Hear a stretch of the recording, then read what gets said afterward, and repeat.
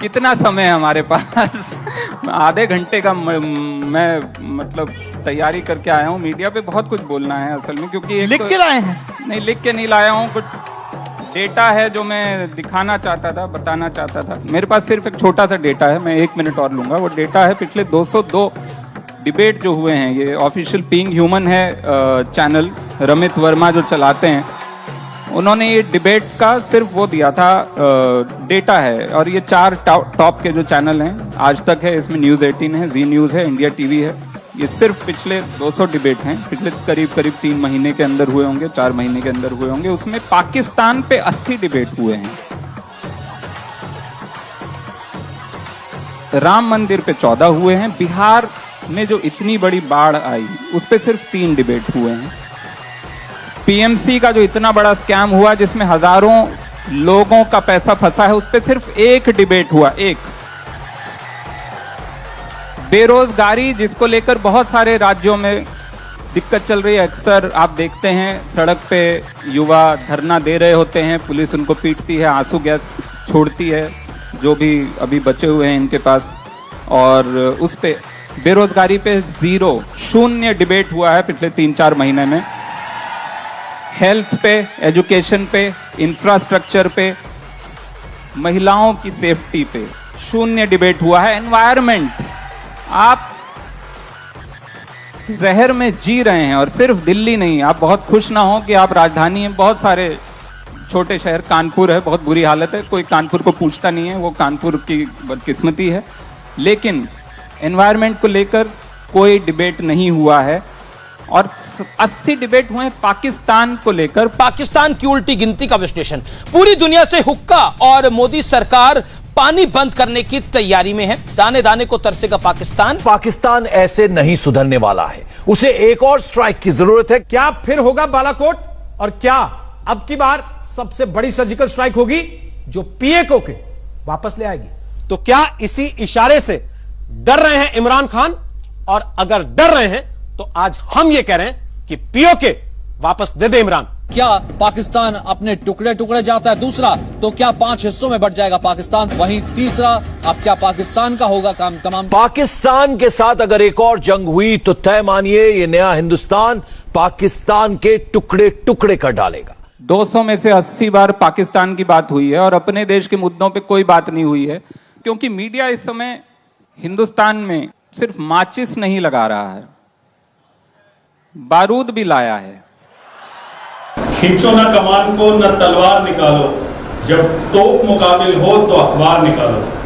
अकबर इलाहाबादी साहब ने इस शेर के माध्यम से मीडिया की महत्ता और प्रभाव को दर्शाया है। लेकिन वर्तमान में भारतीय मीडिया के हालात इस तरीके के हो गए कि वर्तमान दौर में ये बात कहनी पड़ी कि ये सरताज तुम्हारा है, ये लश्कर तुम्हारा है, तुम झूठ को भी सच लिख दो क्योंकि ये अखबार तुम्हारा है। जय हिंद साथियों, आज भारतीय युवा कांग्रेस के इस डिजिटल प्रश्नकाल जनता तो सवाल पूछेगी में मैं शक्ति सिंह बादीकुई आप सभी का हार्दिक अभिनंदन करता हूं, हार्दिक स्वागत करता हूं। लोकतंत्र का चौथा स्तंभ माने जाने वाली मीडिया के लिए स्कॉट पेली साहब का प्रसिद्ध कथन है कि लोकतंत्र की सफलता या विफलता उसकी पत्रकारिता पर निर्भर है। इस अर्थ में मीडिया का कमजोर या पथभ्रष्ट हो जाना लोकतंत्र पर संकट का संकेत है। भारत का लोकतंत्र इतनी आसानी से प्राप्त हुआ कोई उपहार नहीं है।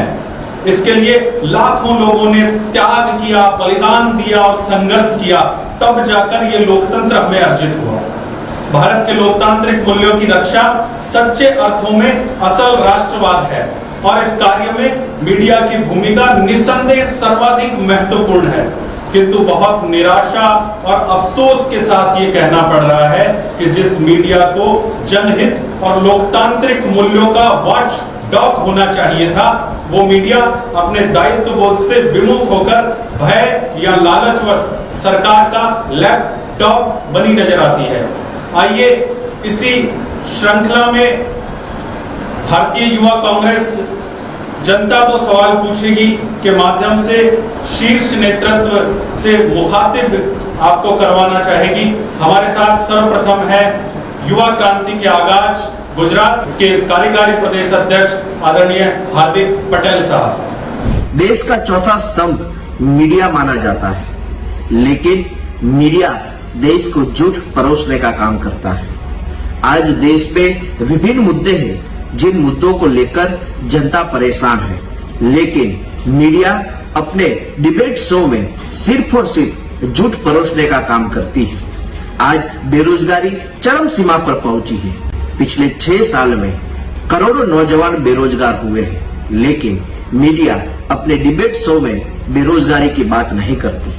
आज देश में किसान आत्महत्या करते हैं, लेकिन मीडिया अपने डिबेट शो में सिर्फ और सिर्फ हिंदू मुसलमान की बात करती है।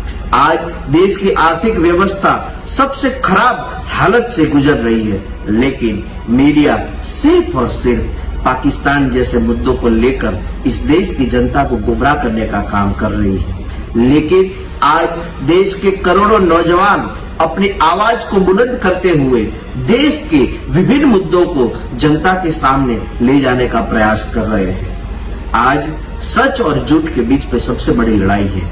मीडिया झूठ दिखाने का काम करती है और कांग्रेस पार्टी देश के सामने सच दिखाने का काम करती है। हम सब साथ मिलकर झूठ को हराने का काम करेंगे। किसान, नौजवान, बेरोजगारी जैसे मुद्दों को जनता को जागरूक करने का काम करेंगे। जब कभी समय मिलता है तो अर्नब को देखता हूँ, देखने से ज्यादा सुनता हूँ। सुनिए ना राजपूत जी, आपको जल्दी क्या है? आज मेरे बोलने का मौका आ गया, मेरे बोलने का। मैं ये कह रहा हूँ, सुनिए मेरी बात संजीव जी, सुनिए ना। अरे प्रेम कुमार जी, सुनिए ना, सुनिए ना, सुनिए ना मेरी बात। चेतन जी मेरी बात सुनिए, सुनिए ना मेरी बात, सुनिए मेरी बात, सुनिए मेरी बात, सुनिए मेरी बात, सुनिए मेरी बात, सुनिए मेरी बात। तकलीफ होगी, सुनना पड़ेगा। मैं तो आपकी बात सुनने वाला नहीं हूं। स्वतंत्र देश है, डेमोक्रेसी है, नहीं सुनेंगे आपकी बात? अरे भाई, हम सुनने वाले लोग नहीं हैं, हम नहीं सुनेंगे तुम्हारी बात। तो फिर ये क्या करेंगे? ये किसका क्या बिगाड़ लेंगे? ये समझते नहीं है क्या? हम जब सुनने वाले हैं ही नहीं भाई, सुनिए ना मेरी बात। आप, मैं बोलूंगा, आप सुनेंगे, ठीक है ना? अभी मैं बोलूंगा, आप सुनेंगे। इनको सुनना होगा। अब हम इनको सुनाएंगे और जरूर सुनाएंगे। और अगर हिम्मत है आप में तो आप मेरी बात को सुनिए। शायद मैं पागल हूँ, पागल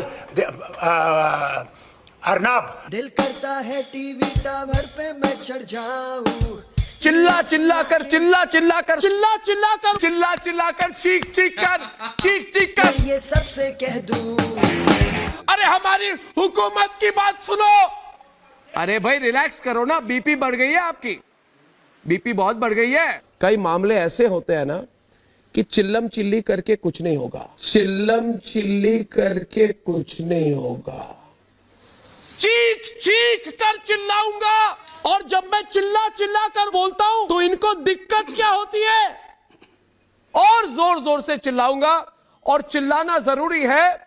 कुछ भी, कुछ भी। इस वीडियो के सामने आने के बाद सवाल तो बनता ही है, अगर हम करें तो करें क्या, बोले तो बोले क्या? वाह मोदी जी, वाह वाह वाह वाह भाई वाह।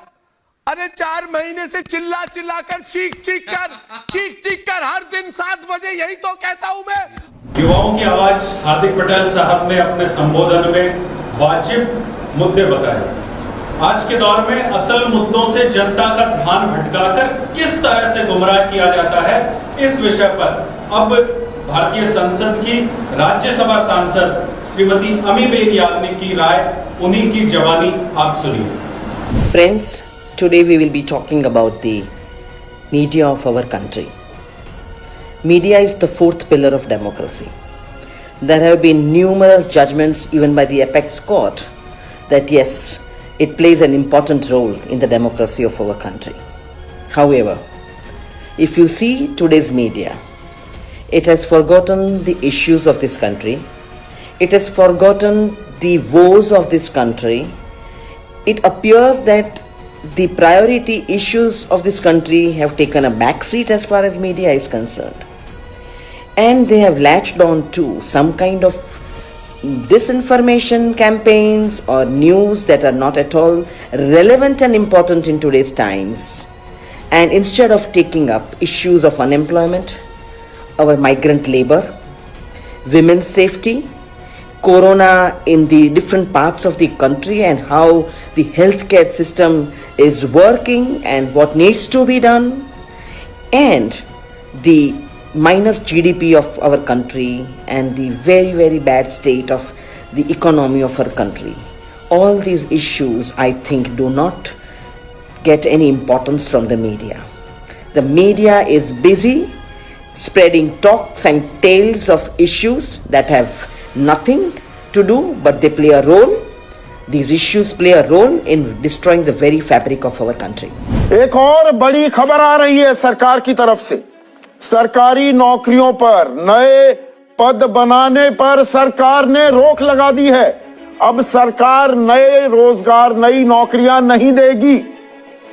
और यह सरकारी महकमे ही नहीं, बैंकों, सार्वजनिक क्षेत्र की दूसरी कंपनियों पर भी लागू होगा। यानी कि सरकार ने हाथ खड़े कर दिए हैं, वो रोजगार नहीं दे सकती है। लेकिन कंगना रनौत कह रही है मुंबई किसी के बाप की नहीं है। एक कंगना रनौत और दूसरी तरफ पूरी महाराष्ट्र की सरकार, आमना सामना जोरदार है दोस्तों। अनिल देशमुख और संजय राउत, याद रखो ये बात कि डरता वो है जिसे राज खुलने का खौफ होता है। डरे हुए हो तुम। दिन रात नेहरू की निंदा करने के दौर में भारत की जीडीपी की दर -24% हो गई है। यानी जो 70 साल में नहीं हुआ वो इस साल हो गया। नेहरू को 0 जीडीपी का भारत मिला था, मोदी जी को 5.5 या 6% की जीडीपी का भारत मिला था। 6 साल में हम 0 पर भी नहीं पहुंचे। कम से कम 0 पर पहुंचकर थोड़ा विश्राम कर लेते, सुस्ता लेते, लेकिन यहां तो धड़ाम से गिरकर -24% पर आ गए। शिव शंभु, शिव शंभु। कोरोना और लॉकडाउन से कितनी नौकरियां, कितने लोगों की आमदनी घट गई, कितने घरों में कितनी मुश्किल से चूल्हा जल रहा है। जो भुगत रहे हैं उनको पता है, जिनके पैर में बीमारी पड़ रही है वही जानते हैं इस पीड़ा का अर्थ। पर शायद सरकार को लोगों की परेशानियों से अर्थव्यवस्था की सेहत नहीं समझ आती। तो वित्त मंत्री ने कहा क्या करें, कोरोना काल है, संकट काल है, संक्रमण काल है, ये तो ईश्वर की देन है, ये एक्ट ऑफ गॉड है। अब पैसे नहीं है तो हम क्या करें? तो सवाल ये हो जाएगा कि क्या भगवान भरोसे हमारी अर्थव्यवस्था चल रही है? करीब 2 महीने तक लाखों मजदूर सड़क पर पैदल चलते रहे। उन्हें किस गॉड के फैसले ने ऐसा करने के लिए मजबूर किया? कई मजदूर रास्ते में मर गए। शहर के शहर अचानक खाली होने लगे। किसी को पता नहीं था कि ऐसा फैसला आने वाला है। ना मुख्यमंत्रियों को पता था, ना जिलाधिकारियों को। सबको तालाबंदी का फैसला थमा दिया। वैसे आपको ये बता दी लेटेस्ट तस्वीरें हैं, क्योंकि प्रधानमंत्री नरेंद्र मोदी ने हाल ही में अपना लुक जो है वो चेंज किया। वो यहाँ पर साफ तौर पर दिखाई दे रहा है। बाल थोड़े बड़े हुए हैं, मूंछें थोड़ी बड़ी हुई हैं। ये प्रधानमंत्री नरेंद्र मोदी का प्रकृति प्रेम जो है वो पहली दफा देखने को नहीं मिल रहा है। अमेरिका का अगला राष्ट्रपति कौन? क्या प्रधानमंत्री नरेंद्र मोदी ही ये तय करने वाले हैं? ये सवाल दरअसल इसीलिए क्योंकि अमेरिका के राष्ट्रपति डोनाल्ड ट्रंप की टीम ने अपने प्रचार अभियान का जो पहला वीडियो जारी किया है उसमें ट्रंप के साथ हर जगह प्रधानमंत्री नरेंद्र मोदी ही छाए हुए हैं। लेकिन बेरोजगारी की जो समस्या है ये सिर्फ कोरोना काल की देन नहीं है। कोरोना से पहले भी 45 साल के सबसे उच्चले स्तर पर बेरोजगारी की दर थी 6.1%। लेकिन कोरोना काल ने इस संकट को, इस समस्या को और विकट बना दिया है। सरकार कहती है देखिए लोन दे रहे हैं, स्वावलंबी बनिए, मेक इन इंडिया कीजिए, वोकल फॉर लोकल हो जाइए, एंटरप्रेन्योर बनिए। लेकिन एक अदद नौकरी की जब बात आती है तो सरकार खामोश भी हो जाती है। शैलेश पांडे, इतनी हिचक अच्छी नहीं। हाँ, कैमरे के सामने देखो और बोलो उद्धव ठाकरे जी, संजय राउत जी, अनिल देशमुख जी, परमबीर सिंह जी। अपने आप को और शर्मिंदा मत करो देश के सामने। रिया चक्रवर्ती और संदीप सिंह को चुपचाप गिरफ्तार करो। बोलिए बोलिए, सुनना चाहता है पूरा भारत। बोलिए शैलेश जी, कम दम लगा के बोलिए, बोलिए, हो जाए एक बार। संदीप को गिरफ्तार करो, रिया को गिरफ्तार करो, संजय राउत जी बोलिए, पूछता है भारत, बोलिए। अभी तक वित्त मंत्री और वाणिज्य मंत्री ने 24 घंटे हो जाने के बाद भी जीडीपी पर कोई बयान नहीं दिया है। कम से कम चीन की किसी कंपनी को ही बैन कर देते, एंकरों में जोश आ जाता, मेरी आवाज में खनक आ जाती। लोगों का ध्यान भटका दिया जाता, माइनस का तापमान बर्फ जमा देता है। 31 अगस्त को आए जीडीपी के आंकड़े के बाद प्रधानमंत्री का यह पहला संबोधन है। -24% जीडीपी पर प्रधानमंत्री सहित वित्त मंत्री या वाणिज्य और उद्योग मंत्री ने भी कुछ नहीं बोला है। राज्यसभा सांसद अमीबेन याग्निक जी ने ठीक बताया कि आज के समय में देश के असल मुद्दे कौन से हैं और पूरी दुनिया इस समय कोरोना महामारी से जूझ रही है और भारत में रोजाना 1 लाख के आसपास नए मामले आना शुरू हो गए हैं, किंतु मीडिया का ध्यान इस और उतना नहीं है जितना रिया और सुशांत के मामले में है। देश भर में बेरोजगारी का अभूतपूर्व संकट है जिससे युवा वर्ग बेहद आक्रोश में है, जिसकी झलक प्रधानमंत्री जी के वीडियो को डिसलाइक्स और उनके जन्मदिन को राष्ट्रीय बेरोजगारी दिवस मनाने के तौर पर देखी गई है। आइए अब इसी विषय में गुजरात युवा कांग्रेस के प्रदेश अध्यक्ष, थराद के विधायक, युवा कांग्रेस गुजरात के माथे के मुकुट आदरणीय गुलाब सिंह जी की जबानी सुनते हैं। नमस्कार। आज देश का युवा बेरोजगार है, छात्र शिक्षण की जो नई प्रणाली है उससे परेशान है, किसान सरकार के जो नए अध्यादेश है उससे परेशान है, महिला महंगाई से परेशान है, मजदूर उनके जो हालात है उनसे परेशान है, व्यापारी या देश का अर्थतंत्र जो पूरी तरह से टूट गया है उससे परेशान है। तो मैं आप सबसे विनती करता हूँ, खास करके मीडिया से, मीडिया एक लोकशाही का चौथा स्तंभ है और जो अभी के जो करंट इशू है उसको उठाने चाहिए, ना कि हेट पॉलिटिक्स का जो अभी चल रहा है न्यूज़ चैनलों में, उसकी जगह जो सही मुद्दे जिससे युवाओं को रोजगार मिले, छात्रों को उसके जो शिक्षण के जो प्रश्न है वो हल हो, किसान को अपने जो भी काम के जो भी अभी इशू चल रहे हैं, किसान सड़कों पे है, तो वो सब हालात को देखते हुए उनके इशू उठाने चाहिए जिसकी वजह से इन लोगों को न्याय मिले। तो मीडिया से भी अनुरोध कर रहे हैं कि भाई जैसे अभी जो चैनलों में कहीं दिख नहीं रहा कि भाई चाइना ने भारत की ज़मीन पे कब्जा कर लिया है, युवा बेरोजगार है, करोड़ों की संख्या में आज सोशल मीडिया पे वो ट्रेंड कर रहे हैं। ये सब हालात है वो मीडिया को दिखाने के लिए अनुरोध कर रहे हैं, ना कि हेट पॉलिटिक्स दिख रही है। जब भी चैनल चालू करते हैं तो कुछ जो सही करंट इशू है उसकी जगह पे अलग ही इशू दिख रहे हैं। तो मैं मीडिया वालों से भी अनुरोध करूंगा कि जो बेरोजगारी है, चाहे महंगाई है या डीजल पेट्रोल के दाम 80 रुपये पहुँच गए, किसान को उनके फसल के दाम नहीं मिल रहे हैं, आज वैसे की गैस 800 से 900 रुपये पहुँच गई, तो मतलब चाइना भारत के ऊपर ज़मीन पे कब्जा करके ये सारे इशू, अर्थतंत्र आज जीडीपी घट रहा है, तो ये सारे मीडिया को भी अनुरोध है कि भाई ये सारे मुद्दे उठाए और लोगों को देश की जनता के उनके जो भी प्रश्न है उनका जल्द से जल्द मीडिया के माध्यम से सॉल्यूशन हो, वो उस पर आगे काम करना चाहिए, क्योंकि मीडिया ही एक ऐसा माध्यम है जो लोगों तक देश की आवाज़ पहुंचा सकता है। देश में महिला सुरक्षा की स्थिति चिंताजनक है। बेटी बचाओ बेटी पढ़ाओ का ढोंग करने वाली पार्टी के सांसद एवं विधायकों पर रेप जैसे आरोप लगे, किंतु सरकार ने उन पर कार्यवाही करने के बजाय उनको ही संरक्षण दिया। चीन द्वारा देश की जमीन पर कब्जा करने की बात हो या पाकिस्तान द्वारा जम्मू कश्मीर में आतंक की फैक्ट्री स्थापित करने की बात हो, सरकार दोनों ही देशों को ठीक से संभाल पाने में असमर्थ रही है। देश की अर्थव्यवस्था तहस नहस हो गई है, जिससे जीडीपी की दर माइनस में आती जा रही है। लोगों के पास में कोई काम नहीं है, जिससे उनकी रोजी रोटी पर संकट आ गया है। आज लॉकडाउन के दौरान देश के करोड़ों लोगों ने अवर्णनीय और असहनीय यातनाएं सही हैं। देश की पटरियों और सड़कों पर मजदूरों का खून बहा, किंतु सरकार ने उनके घावों पर मरहम लगाने की बजाय उन्हें ही भला बुरा कहा। आज भी मिडिल क्लास ईएमआई भरने की चिंता में तनावग्रस्त और संघर्षरत है, किंतु सरकार और मीडिया के पास सिवाय प्रोपेगेंडा के कुछ भी नहीं है। इस विषय में गुजरात के युवाओं के प्रतिनिधि के तौर पर इस जनता तो सवाल करेगी कि डिजिटल क्वेश्चन आवर में सूरत शहर के रहने वाले एक युवा रोहन पांडे के शब्दों में आप सुनिए।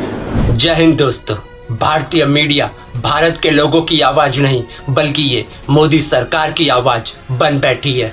भारतीय मीडिया लोकतंत्र नहीं मोदी तंत्र का चौथा स्तंभ बन चुका है। जीडीपी भले ही -24% हो जाए, लेकिन ये मीडिया 56 इंच के छाती वाले से सवाल नहीं पूछेगी। कोरोना आज 50 लाख के पार हो चुका है, लेकिन मोदी जी ने कहा था कि हम 21 दिन में जंग जीत जाएंगे, लेकिन कोई मीडिया मोदी जी से सवाल नहीं पूछता, बस उन्हें नफरत की राजनीति करनी है। एक कलाकार जो मर जाता है उसके लिए मीडिया 2.5 महीने से लगातार 24 घंटे टीवी पे प्रोग्राम डिबेट करती है, लेकिन जब हमारा 20 जवान जब LAC पर शहीद हो जाते हैं तब कोई मीडिया उनके इंसाफ के लिए मोदी सरकार से सवाल नहीं करती। आज पूछता है भारत, ये कार्टून वाला नेटवर्क न्यूज चैनल जवान के इंसाफ के लिए कब बात करेगा? किसान मर रहा है, उसकी फसल बर्बाद हो रही है, लेकिन ये मीडिया मोदी सरकार से ये सवाल नहीं पूछेगी कि किसान की आय 2 गुनी कब होगी। ये मीडिया तो बस अपने TRP को 2 गुनी करने में लगी हुई है। मजदूर के पास काम नहीं है, लेकिन ऐसा लग रहा है कि गोदी मीडिया के एंकरों को PMO द्वारा तिहाड़ी जरूर मिल रहा है। बेरोजगार युवा को रोजगार कब मिलेगा, ये सवाल मीडिया नहीं पूछती है प्रधानमंत्री से। वो ये दिखाने में व्यस्त है कि मोदी जी मोर के साथ कितने कदम चल रहे हैं, कितनी बार उन्होंने कपड़ा बदला, ये सब ड्रामा करने में मीडिया लगा हुआ है। मोदी सरकार जहां एक तरफ BSNL, एयर इंडिया, रेलवे को बेचने में लगा हुआ है, तो उसी तरह दूसरी तरफ गोदी मीडिया अपना मान सम्मान, अपनी प्रतिष्ठा, अपना जमीर बेचने में लगा हुआ है। मीडिया में रिपोर्ट हो ना हो, लेकिन सच्चाई कैसे छिप सकती है? अखबार वाले ना छापें, टीवी वाले ना दिखाएं, लेकिन जब आप अपने मरीज को लेकर अस्पताल के पास पहुंचेंगे तो सच्चाई आपको पता चल ही जाएगी। दिल्ली के अस्पतालों का सिस्टम आपको समझना चाहिए। पहले आपको आश्वस्त किया गया कि अस्पतालों की तैयारियां यहां पूरी हैं, फिर अब उन तैयारियों में इतने छेद क्यों नजर आ रहे हैं? कहां गए वो दावे जिनमें कहा जा रहा था कि हम 3 लाख 4 लाख बिस्तरों का इंतजाम कर चुके हैं, 40,000 75,000 वेंटिलेटर के ऑर्डर दे चुके हैं, वो सब कहां है? तो आज इसी पर होगी देश की सबसे बड़ी बहस। चीन पर मोदी को घेरा, अपनों ने मुंह फेरा। आज का आर पार, team BJP versus team Congress. Ahmedabad में क्या हुआ? वहां की सरकार ने जिन प्राइवेट अस्पतालों की लिस्ट बनाई उसमें बड़े प्राइवेट अस्पतालों को छोड़ दिया। और आज का सबसे बड़ा सवाल, भारत से कब तक लड़ेगा टिड्डीबाज पाकिस्तान? ये सवाल सिर्फ मैं नहीं, मेरे साथ पूछता है सारा भारत। फिर ये प्रश्न आप पूछिए कि क्या बात है कि जिस उत्साह से शुरू में प्रेस कॉन्फ्रेंस का सिलसिला शुरू हुआ था, वो केंद्र सरकार ने क्यों बंद कर दिया? अभी भी सुधर जाइए, देशभक्त हो जाइए, अब्दुल कलाम को मानने वाला मुसलमान बनिए। दिल्ली में 12 से 13 दिनों में कोरोना के केस डबल हो रहे हैं। 31 जुलाई तक 5.5 लाख केस हो जाएंगे। आज इसी पर होगी देश की सबसे बड़ी बहस। तैयारी गुल, सियासत फुल, क्योंकि कोरोना रोकने से रुक नहीं रहा है, ये कहने में मुझे कोई गुरेज नहीं है। अब इसके अलावा जो डॉक्टर लोग पढ़ते हैं, सोचिए उनकी क्या हालत है। MBBS पढ़ने के बाद आपको पोस्ट ग्रेजुएशन के लिए इम्तिहान देना पड़ता है, मगर इनकी परीक्षा 11 जून को एम्स ने रख दी और इनमें से बहुत से लोग संक्रमित हैं, बहुत से लोग ड्यूटी पर हैं। क्या एम्स को इस वक्त परीक्षा लेनी चाहिए थी? सवाल आज पूछता है भारत, क्या टुकड़े गैंग से ध्यान भटकाने के लिए दंगों से पहले शाहीन बाग में प्रदर्शन वाला नाटक किया गया? 30 साल की नीलम कुमारी गौतम एम्बुलेंस में ही दम तोड़ गई। गर्भवती थीं तो इनके साथ गर्भ में जो बच्चा था वो भी मर गया। 13 घंटे तक घूमते रहे मगर किसी अस्पताल ने भर्ती नहीं किया। नोएडा में ये पहला मामला नहीं है। इन प्रश्नों से ध्यान भटकाने के लिए दिन प्रतिदिन किस किस तरह के मुद्दे लाए जा रहे हैं? जो नारे लगने लगे हैं, भारत तेरे टुकड़े होंगे इंशाअल्लाह इंशाअल्लाह, कि भारत तेरे टुकड़े होंगे इंशाअल्लाह इंशाअल्लाह। बहुत निराशाजनक और दुख की बात यह है कि मीडिया में इस जनहित और देश हित के मुद्दों की कोई गूंज सुनाई नहीं पड़ती। मीडिया की ऐसी क्या मजबूरी है कि वो रियल इश्यूज की बजाय विभाजनकारी और नफरत से भरे नॉन इश्यूज की धूम मचाए रखती है। इस विषय पर अहमदाबाद शहर के एक युवा दिल कामदार की संजीदा आवाज को आप सुनिए। याद रखा जाएगा किस तरह तुमने वतन तोड़ने की साजिश की है, और किस तरह हमने प्यार फैलाने की कोशिश की है, सब कुछ याद रखा जाएगा। कई लोग कहते हैं कि हमें आज़ादी चाहिए, लेकिन किस बात की आज़ादी? जो गलत है उसे गलत बोलने की आज़ादी। एंटी नेशनल गालियों से आज़ादी, लाठी डंडों से आज़ादी, और ये आज़ादी की भीख मांगने से आज़ादी, क्योंकि जितना तुम सताओगे उतनी आवाज़ हम उठाएंगे। The fourth pillar of a democracy is in grave danger. Indian media is the most corrupted and journalists give their opinions based on which side of the bread is buttered. Despite rapid globalization, Indian media remains extremely insular. On the World Press Freedom Index, India ranks 142 out of the 180 countries. This is the shame on Indian media and each one of us. Indian media has become a lapdog and not a watchdog. 6 मार्च 2020 को केरला का media one news channel अपने करीबन 5 million viewers को corona पे live updates दे रहा था। तभी अचानक उनका लाइव टेलीकास्ट बैन हो जाता है। INB मिनिस्ट्री से रिपोर्ट आता है कि आपकी चैनल को 48 आवर्स के लिए बैन कर दिया गया है। रीज़न ये था कि आपने फरवरी में दिल्ली के कम्युनल राइट्स को कवर किया था। इसका मतलब साफ है, अगर आप रियल इश्यूज़ पे स्टोरी कवर करेंगे तो आपकी चैनल को कभी भी बैन कर दिया जा सकता है। भारत में 17,000 न्यूज़पेपर है, 178 न्यूज़ चैनल्स है और 1 लाख मैगजीन है।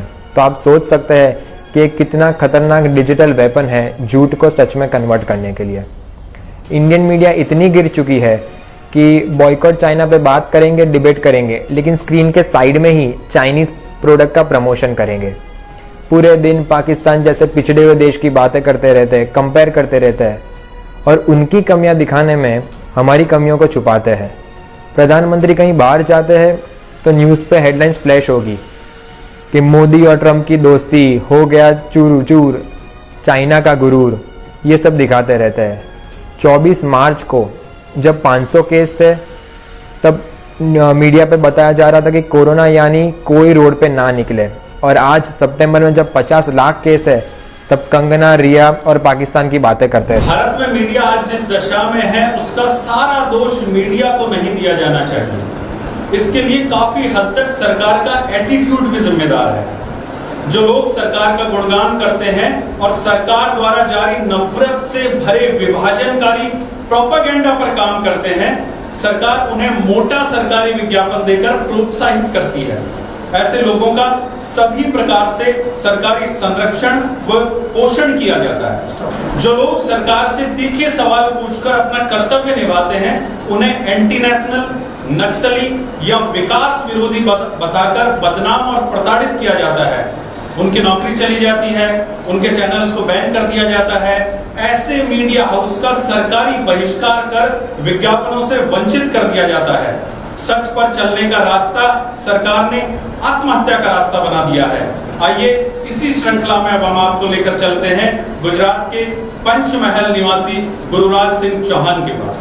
भारतीय मीडिया राजनीति के बाजार में बैठी हुई वह चीज है जो हर रोज बिक रही है और हर रोज खरीदी जा रही है। जी, जैसे गूगल पे विकिपीडिया है, वैसे ही हमारे देश में बिकी हुई मीडिया है। जी हाँ, आज हम बात करेंगे भारत देश की मौजूदा तकलीफें और उसके सामने चल रही नकारात्मक मीडिया के बारे में। मीडिया को चौथी जागीर, फोर्थ एस्टेट कहा गया है, क्योंकि भारत देश के लोगों को मीडिया पे भरोसा है। पर आज मीडिया भारत देश के लोगों का विश्वास को खंड खंड कर रहा है, क्योंकि आज मीडिया चौथी जागीर नहीं, बीजेपी और मोदी जी की जागीर बन गया है। 2014 तक मीडिया हकारात्मक चलती थी और 2014 से 2020 तक मीडिया ओनली और ओनली नकारात्मक चल रही है। पूर्व राष्ट्रपति अब्दुल कलाम जी ने कहा था कि मीडिया इतनी नकारात्मक क्यों है, हमारे देश में बहुत सारी अच्छाइयां और उपलब्धियां है। भारत एक महान राष्ट्र है और महान राष्ट्र में बहुत सारे लोगों की महान गाथाएं है, पर ये सब मीडिया को क्यों नहीं दिखाई दे रहा है। दूसरी बात करेंगे तो आज भारत देश में समस्याओं का भंडार है। किसानों की, बेरोजगारी की, जीडीपी, अर्थतंत्र की, स्वास्थ्य की, शिक्षण की, सीमाओं की, महिला पे अत्याचार की, पर ये सब मीडिया को दिखाई नहीं दे रहा है। एक बात करेंगे किसानों की। किसानों की बात करें तो 2014 से लेकर 2016 के बीच में 36,000 किसानों ने आत्महत्या की। ये एनसीआरबी के आंकड़े, नेशनल क्राइम रिकॉर्ड ब्यूरो के आंकड़े हैं। उसके अलावा आज किसानों के पूर्ण दाम नहीं मिल रहे हैं, किसान कर्ज में डूब रहा है और ये आत्महत्या सालों साल बढ़ रही है।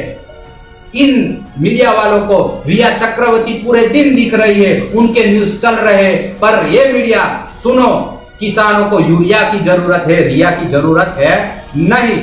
वैसे ही बात करें कि एनसीआरबी के आंकड़ों के अनुसार भारत देश में 2014 से लेकर 2018 के बीच में 1,75,000 महिलाओं पे अत्याचार हुआ। यह आंकड़ा भी चौंकाने वाला है, क्योंकि इस देश में मीडिया ओनली और ओनली सिर्फ अंधभक्ति करे जा रही है। तीसरी बात करेंगे बेरोजगारों की। आज बेरोजगारों का आंकड़ा 20,000 करोड़ के पार पहुंच गया है। मीडिया को ये बेरोजगारी भी दिख नहीं रही। जीडीपी और अर्थतंत्र खड्डे में गिर गया है, माइनस में चला गया है। सीमाओं पे चीन हमारी सीमाओं में घुस आता है, पाकिस्तान हर रोज हमले कर रहा है, पर ये सब भी मीडिया को दिखाई नहीं दे रहा। मीडिया सिर्फ अंधभक्ति करे जा रही है। मीडिया के बारे में तो सिर्फ मैं इतना ही कहना चाहूंगा, मीडिया और भाजपा के बारे में, कि मोदी हमारा बाप है, इनके रहमो करम पे हम चलते हैं। थोड़े से पैसे हमारे मुंह में डाल दो, हमारा जमीर 2 मिनटों में पिघलता है। जय हिंद, भारत माता की जय। आइए इसी श्रृंखला में अब हम आपको लेकर चलते हैं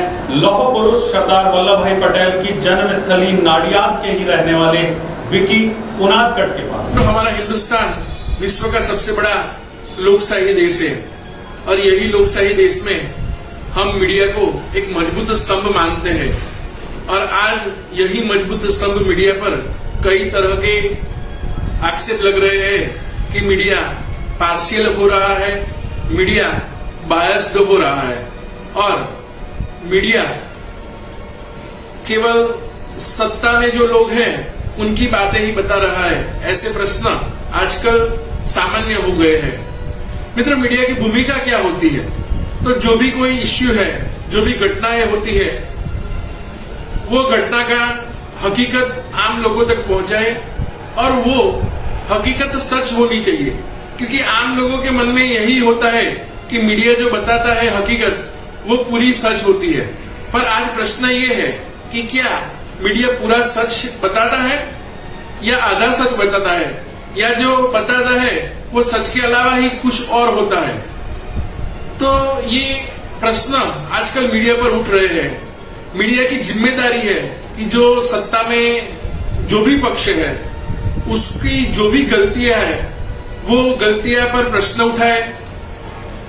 मीडिया की ये भी जिम्मेदारी है कि विपक्ष की भूमिका पर भी वो प्रश्न उठाए। पर आजकल ऐसा दिख नहीं रहा है।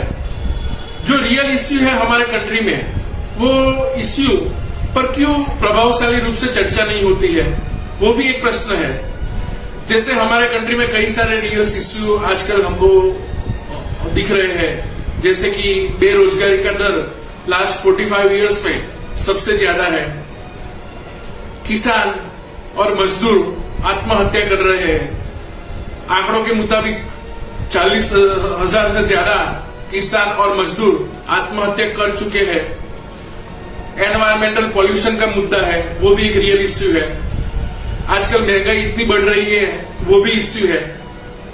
पड़ोसी देश के साथ जो संबंध है, वो भी एक इश्यू है। आजकल ये वैश्विक महामारी का जो समय चल रहा है, वो भी एक इश्यू है। तो ऐसे कई सारे इश्यूज है, वो इश्यूज पर क्यों प्रभावशाली रूप से चर्चा नहीं हो रही है? तो मैं आशा करता हूं, उम्मीद करता हूं कि ये जो मीडिया पर बायस होने का जो लेबल लगा है, पार्शियल होने का जो लेबल लगा है, वो लेबल मीडिया अपनी भूमिका सही तरह से निभाए। मैं हर एक मीडिया के बारे में नहीं बोल रहा हूं, पर कई मीडिया के कारण पूरा मीडिया का जो फील्ड है, पूरी मीडिया इंडस्ट्रीज है, वो बदनाम हो रही है। तो जो भी बायस्ड मीडिया है, जो पार्शियल हो रहा है, वो उसके पर जो ये लेबल लगा है बायस और पार्शियलिटी का, वो लेबल अपनी भूमिका सही तरह से निभा के वो लेबल दूर करे। और हम आशा करते हैं कि लोकशाही में सही मायने में मीडिया को जो मजबूत स्तंभ माना गया है, वो मीडिया मजबूत स्तंभ बने रहे और लोकशाही का रक्षण होए। कोरोना की जब शुरुआत हुई थी, आपने देखा होगा कि थाली पीटने कहा गया था, लोगों से कई सारी चीज़ें कही गई थी। बहुत लोगों के पास पैसे नहीं थे, तो उनके जो डिपॉजिट थे बैंक में, वो उसका इस्तेमाल कर रहे थे और उस डिपॉजिट से उनका घर चल रहा था। लेकिन ऐसे कई कस्टमर्स हैं, खाता धारक है पीएमसी बैंक के, करीबन 9 लाख, जो पिछले 11 महीने से उनका पैसा जो है वो बैंक में अटका हुआ है। आज की अगर बात करें, जो आरबीआई का दफ्तर है बांद्रा में, उसके बाहर जो सीनियर सिटीजन्स हैं, बाकी लोग हैं, वो थाली पीट रहे हैं। वो कह रहे हैं कि उनका पैसा कब मिलेगा, और उसी के लिए यहाँ पर प्रदर्शन किया जा रहा है। किस तरीके से मुंबई में, महाराष्ट्र में, बॉलीवुड में और खान गैंग किस तरीके से कंगना के खिलाफ खड़ा हो गया है। और सवाल यही है कि क्या कंगना की मुंबई में एंट्री नहीं होगी? क्या कंगना का करियर बॉलीवुड में तबाह करने की कोशिश हो रही है? लेकिन कंगना रनौत भी डटी हुई हैं, क्योंकि उन्होंने ऐलान कर दिया और खुल्लम खुल्ला बोला है कि बॉलीवुड में मुसलमानों का राज चलता है। उन्होंने खुल्लम खुल्ला बोला है कि बॉलीवुड के अंदर एक गैंग है, एक खान गैंग है। क्या कंगना रनौत के खिलाफ खान गैंग, जिसका जिक्र कंगना रनौत कर रही है, वो उसका करियर बर्बाद कर देगी क्या? मैं घर काम करती हूँ, मेरा लड़का बीमार रहता है, स्पेशल है, मेरा लड़की का घर टूट गया, उसका भी पैसा इसमें डूबा हुआ है, लेकिन कोई देने वाला नहीं है। भाड़ा कैसे भरे, खाए कैसे? लॉकडाउन में हम लोग का कोई सुनने वाला है? मोदी जी कहाँ सो रहे हैं, कहाँ जाग रहे हैं, हम लोग को कुछ पता नहीं है। हम लोग ऐसे ही जिए, भारत है, देश है, इस देश पे कौन ऊंचा करेगा सर? हम लोग तो रो रहे हैं ना, देश में क्या हो रहा है? कभी मोदी जी पूछे हम लोग की हालत क्या हो रही? गांव में जाके दिखाएंगे कि हम ऐसा कर रहे हैं, हमारी हालत क्या हो रही है? हम लोग घर घर काम किए, पर पूरा का पूरा पैसा बैंक में अटका हुआ है। कोरोना की वजह से ना पेमेंट मिल रहा है, ना मेरे हस्बैंड का काम चल रहा है। अभी बैंक में से पैसा निकाल के खाने का बोला तो वो भी नहीं मिल रहा है। बहुत सारा प्रॉब्लम्स है। अभी कौन से प्रॉब्लम्स बताएंगे? बराबर अभी 11 महीने हो गए। सरकार ने क्या किया? 20 लाख करोड़ रुपया बांटा बोलता है। वो किसके गले में गया, किसने खाया? हम लोग को तो कुछ भी नहीं मिला है। मेरा ये पॉइंट है कि जो शक्तिकांता दास जी जो गवर्नर है, आरबीआई गवर्नर, वो मुंबई में रहते हैं और 1 साल से हम लोग उनसे मिलने के लिए ट्राई कर रहे हैं। उनको क्या इतना भी टाइम नहीं कि वो हमसे एक बार एक मीटिंग कर सके? क्यों? सवाल यही, प्रशासन का है, प्रशासन की प्राथमिकता क्या है? ये अपना ही पैसा मांग रहे हैं, ये किसी और का पैसा नहीं मांग रहे हैं। कई मीटिंग कर चुके हैं, कई जगहों पे जा चुके हैं, कई जगहों पे बातचीत की है, कोई समाधान नहीं मिला। इसलिए अब भले ही लॉकडाउन और सोशल डिस्टेंसिंग और बाकी बातें आप कर लें, लेकिन जब आपके घर पर पैसे नहीं होंगे, जब लोगों की नौकरियां जाएगी, जब उन्हें नहीं पता कि उनका घर कैसा चलाना है, वो भी तब जब आपने अपना पैसा रखा हुआ था, आपने प्लानिंग की हुई थी, लेकिन उसके बावजूद किसी और की गलती की वजह से 9 लाख परिवारों को अगर भुगतना पड़ रहा है, तो इसके लिए आखिर जिम्मेदार कौन है? कौन सा गैंग है जो शिवसेना सरकार को, महाराष्ट्र सरकार को अपनी उंगलियों पर नचा रहा है और उद्धव ठाकरे नाच रहे हैं? ये कौन सा गैंग है? ये क्या एक सेक्युलर गैंग है जो बॉलीवुड को रूल करती रही है? बॉलीवुड में खान गैंग पर उन्होंने आवाज उठाई, किस तरीके से इस्लामीकरण बढ़ता जा रहा है इसके खिलाफ उन्होंने आवाज उठाई थी। क्यों ना ये एक फिल्म बना दे जिसमें इस्लाम की कुरीतियों पर बात हो? तो आखिर क्या है इस्लामिक बॉलीवुड का सच? आज न्यूज नेशन इस पर बड़ी बहस करेगा। न्यू लो यानी नया पतन। बहुत से लोग ऐसी तस्वीरों को साझा करते हैं न्यू लो की तलाश में। उन्हें पता भी नहीं चला कि मीडिया ने कब उन्हें पतन का उपभोक्ता बना दिया है। आप चैनलों पर पतन देखते हैं, पतन खाते हैं, पतन पीने लगे। लाइक और डिसलाइक कर आप अच्छे और बुरे में से किसी एक को नहीं चुनते, बल्कि उसी एक कंटेंट की लोकप्रियता का प्रसार कर रहे हैं। रिया चक्रवर्ती के आसपास कितने कैमरे हैं, गिनिए गिन सकते हैं तो। यानी चैनलों के पास अब भी रिपोर्टर, कैमरामैन और इन्हें दिल्ली से मुंबई भेजने का बजट है। बस ये आम जनता की तकलीफों और सरकार से सवाल करने के लिए नहीं। याद करेंगे तो पता चलेगा कि मीडिया ट्रायल मीडिया का स्थायी फॉर्मेट हो चुका है। बस इस बार रिया चक्रवर्ती हैं, पिछली बार कोई और थी या था, और अगली बार कोई और होगी या होगा। आप इंसाफ की लड़ाई नहीं देख रहे हैं, बल्कि न्याय के सिस्टम के ध्वस्त होने का सीधा प्रसारण रोज 2 महीने से देख रहे हैं। ऐसे मुश्किल समय में जहां वर्ल्ड प्रेस और फ्रीडम इंडेक्स में हमारा 180 देशों में 142वां स्थान हो जाए, वहां किससे उम्मीद की जाए? भारत में मीडिया की इस दुर्दशा और गिरावट के 2 प्रमुख कारण हो सकते हैं। पहला, पत्रकारों की ट्रेनिंग शायद ठीक से नहीं हो पा रही। बहुत सारे लोगों को कोई दायित्व बोध ही नहीं है कि वे क्या करने आए थे और क्या कर रहे हैं। सिर्फ सनसनी फैलाना और किसी की विच हंटिंग को पत्रकारिता नहीं बल्कि ब्लैकमेलिंग कहा जाता है। दूसरा कारण, डर अथवा लालच। ऐसा लगता है कि भारतीय मीडिया या तो सरकार की शक्ति से डर गया है अथवा सरकार के पैसे की खनक को उसे अंधा और गूंगा बहरा बना दिया है। देश हम सबका है, इस कारण मीडिया सहित हम सब की जिम्मेदारी है कि जो गलत हो रहा है उसके खिलाफ हम एक स्वर में आवाज उठाएं। सरकारें आएंगी और जाएंगी, किंतु देश के लोकतांत्रिक मूल्यों और जनहित की हर हालत में रक्षा होनी चाहिए। मीडिया को जन जागरण करते हुए जनता की आवाज को बुलंद करना चाहिए। ऐसा करना ही उसका दायित्वबोध और सच्ची राष्ट्रभक्ति होगी। सरकार की आवाज को बुलंद करना न केवल चापलूसी और चाटुकारिता है, बल्कि यह अप्रत्यक्ष तौर पर निरंकुशता को बढ़ावा देना है। मुझे उम्मीद है देर सवेर भारत के मीडिया हाउस और पत्रकार इस तथ्य को समझेंगे, क्योंकि मीडिया कोई सरकार की मां नहीं होती जो उसे पोषण दे और पुचकारे, और ना ही मीडिया सरकार का बच्चा है जो उसकी गोदी में जा बैठे, बल्कि सरकार का मीडिया वो बाप होती है जो गलती करने पर उसके कान खींचकर सही मार्ग दिखाए। सुना करते थे कि मीडिया नई रोशनी लेकर आएगा, लेकिन आज के परिप्रेक्ष्य में यह कहा जा सकता है कि अजब हाल देखो इस नई रोशनी का कि इस दुनिया में क्या क्या व्यसन बिक रहे हैं। तन बिक चुके, मन बिक चुके, सदन बिक चुके, वतन बिकने की तैयारी हो रही है। बुजुर्गों की शान और ईमान खोलकर पैसे की खातिर अपन तक बिक रहे हैं। जरा जाके उनकी माँ बहनों से भी पूछो जिनके गोदियों के ललन बिक रहे हैं। अनोखा तमाशा यहाँ का मेरे भाई बहनों, सरेआम दुल्हा दुल्हन बिक रहे हैं। जमाने के मालिकों, अब तुम्हें आंख खोलनी होगी, क्योंकि लंगोटी से ज्यादा कफन बिक रहे हैं। स्खलन जहां इतना हो जाए, कभी मूल्यों का स्खलन, कभी मान्यताओं का स्खलन, तो इस सब को बचाने के लिए आगे कौन आएगा? ना आसमान से फरिश्ता आएगा, ना नील गगन से परी आएगी। हमें आगे आना होगा, एक संगठन के रूप में, एक नेतृत्व के रूप में जनमानस को आगे आना होगा, जनता जनार्दन को आगे आना होगा, और युवा साथियों से यही कहेंगे कि तुम्हें ढोना है समय का भार, थोड़ी सी चाल तेज कर लो। मांगने से रोशनी मिलेगी ना कहीं, रोशनी के वास्ते मसाल लाइए। जिंदगी को जिंदगी बनाने के लिए जिंदा दिल इरादों में उबाल लाइए।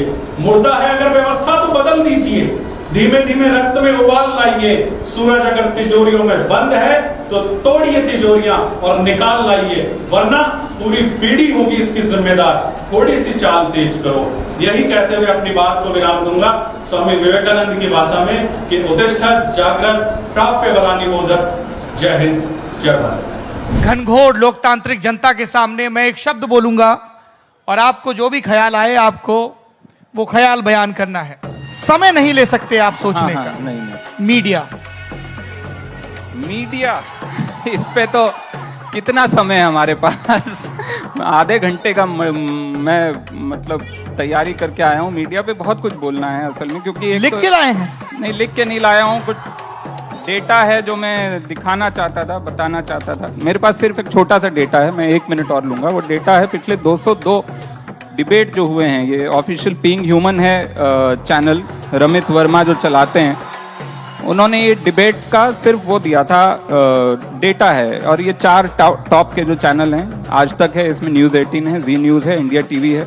ये सिर्फ पिछले 200 डिबेट हैं, पिछले करीब 3 महीने के अंदर हुए होंगे, 4 महीने के अंदर हुए होंगे। उसमें पाकिस्तान पे 80 डिबेट हुए हैं,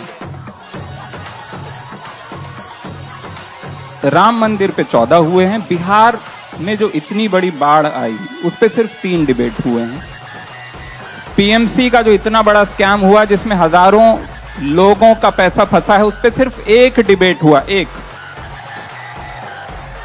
बेरोजगारी जिसको लेकर बहुत सारे राज्यों में दिक्कत चल रही है, अक्सर आप देखते हैं सड़क पे युवा धरना दे रहे होते हैं, पुलिस उनको पीटती है, आंसू गैस छोड़ती है, जो भी अभी बचे हुए हैं इनके पास, और उस पे बेरोजगारी पे 0 डिबेट हुआ है पिछले 3-4 महीने में। हेल्थ पे, एजुकेशन पे, इंफ्रास्ट्रक्चर पे, महिलाओं की सेफ्टी पे 0 डिबेट हुआ है। एनवायरमेंट, आप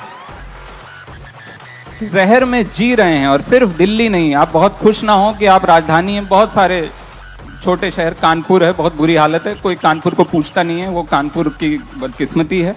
लेकिन एनवायरमेंट को लेकर कोई डिबेट नहीं हुआ है, और 80 डिबेट हुए पाकिस्तान को लेकर। पाकिस्तान की उल्टी गिनती का विश्लेषण। पूरी दुनिया से हुक्का और मोदी सरकार पानी बंद करने की तैयारी में है। दाने दाने को तरसेगा पाकिस्तान। पाकिस्तान ऐसे नहीं सुधरने वाला है, उसे एक और स्ट्राइक की जरूरत है। क्या फिर होगा बालाकोट, और क्या अब की बार सबसे बड़ी सर्जिकल स्ट्राइक होगी जो पीएको के वापस ले आएगी? तो क्या इसी इशारे से डर रहे हैं इमरान खान? और अगर डर रहे हैं तो आज हम ये कह रहे हैं कि पीओके वापस दे दे इमरान। क्या पाकिस्तान अपने टुकड़े टुकड़े जाता है? दूसरा, तो क्या 5 हिस्सों में बट जाएगा पाकिस्तान? वहीं तीसरा, अब क्या पाकिस्तान का होगा काम तमाम? पाकिस्तान के साथ अगर एक और जंग हुई तो तय मानिए ये नया हिंदुस्तान पाकिस्तान के टुकड़े टुकड़े कर डालेगा। 200 में से 80 बार पाकिस्तान की बात हुई है और अपने देश के मुद्दों पे कोई बात नहीं हुई है, क्योंकि मीडिया इस समय हिंदुस्तान में सिर्फ माचिस नहीं लगा रहा है, बारूद भी लाया है।